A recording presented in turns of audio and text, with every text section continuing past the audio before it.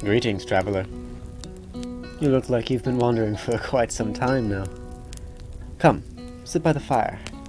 If you'll listen, I have a story that needs to be told. A story of a gnome that my friend encountered.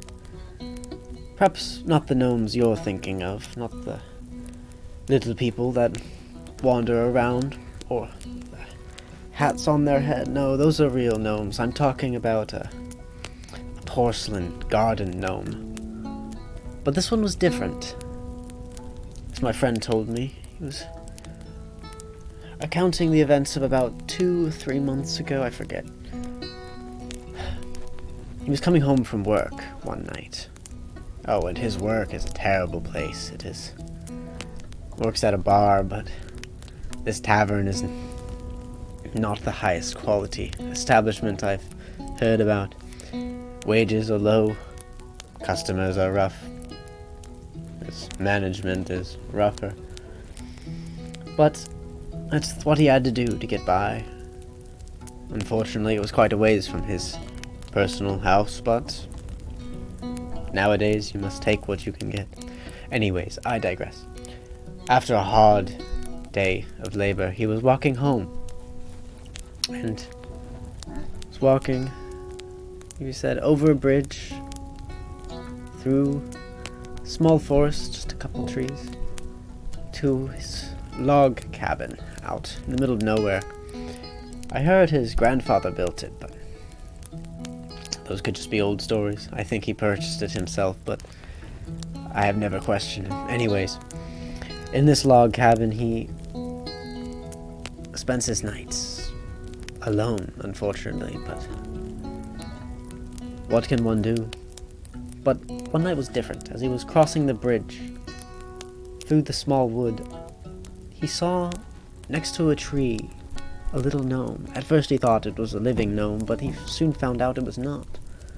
Sitting there with its little hood, hat, I think, I forget, but holding a peace sign.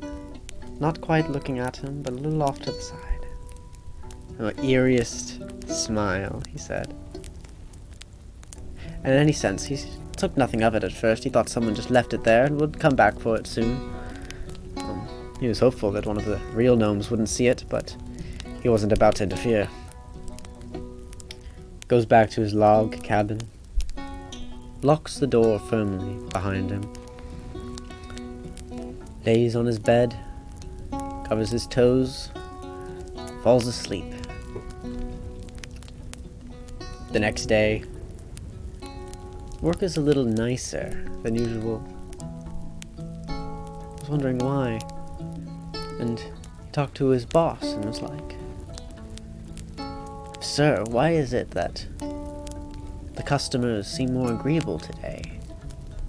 His boss said, "Get back to work, you lazy scoundrel." And like I said, terrible working conditions, but the customers were very nice. And put up in quite a good mood, I will say. And as he was walking home, he flew over the path, crossed the bridge, over the small river, and then into the forest. But this time he did not see the gnome in the forest. He saw it a little closer to the bridge. Still sitting there, ominously, looking off to the side, not quite at him, holding up 2 fingers. This little simple peace sign. He did not lock his door that night. But nothing happened. Walked in, crawled under bed, covered his toes, fell fast asleep. But he did not sleep quite as well that night, which was unusual since he had such a good day. Such good people. Could have used a better boss, but anyways, I digress. On the 3rd day, he woke and it was raining. Which is fine, but with the rough night that he had, not very good sleep, thunderstorms kept him awake. Work of that day was a lot harder than usual. No customers, so he just had to find time to work on whatever chores, sweeping, mopping dishes. He hated the dishes, but I digress. After a long day, he felt quite dejected, and on his way home he saw the gnome again. But this time, instead of it being by the riverside or being in the forest, it was past the forest, between that and his house. And he thought it unusual, sitting out in an open patch. This gnome would keep moving like this. Surely it was some kind of a prank of sorts, or something unusual going on. But he was done. He was not in the mood to take jokes that night, since it was such a long day. So he decided to pick up the gnome. So he approached the gnome, sitting there.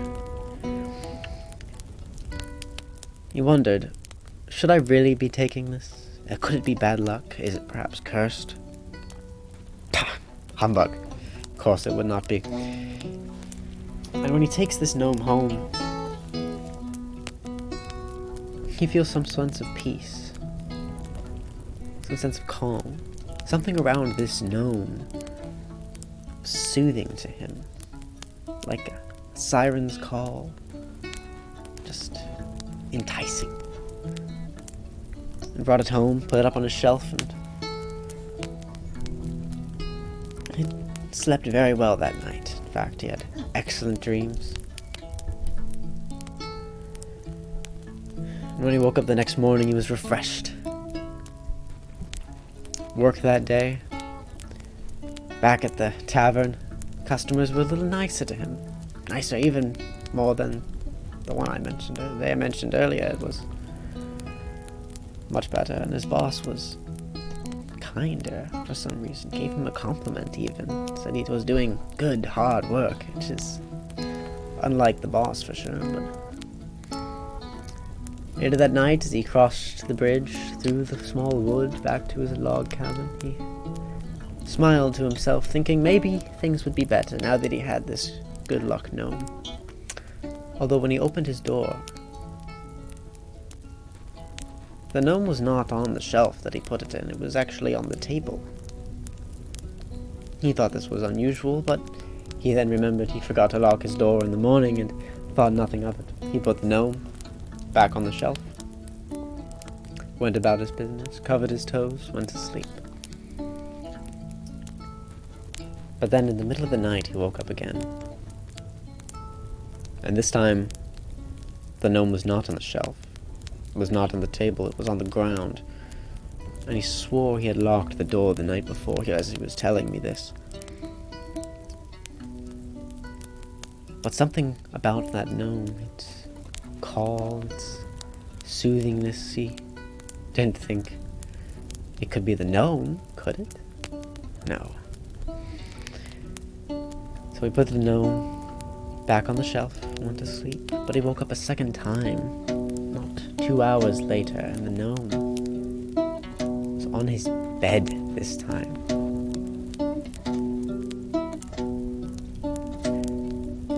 Anyways, he was telling me this over a pint, or perhaps he had a few more than a pint.